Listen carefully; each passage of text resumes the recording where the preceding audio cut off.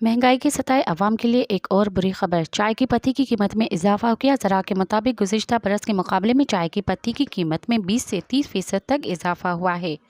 Market में चाय की पत्ती 1600 रुपये फ़ी किलो बेची जा रही है।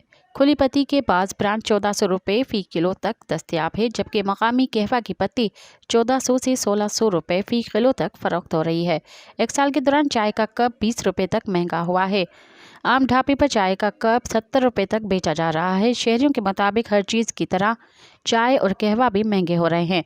सर्दी में चाय और कहवे की चुस्की भी अब जेब पर भारी पड़ रही है। मज़ीद ख़बरनि ऐं तफ़सीलात लाइ विज़िट कयो असांजी वेबसाइट www.awamiNewsHD.com ऐं ॾिसंदा रहो अवामी न्यूज़ HD।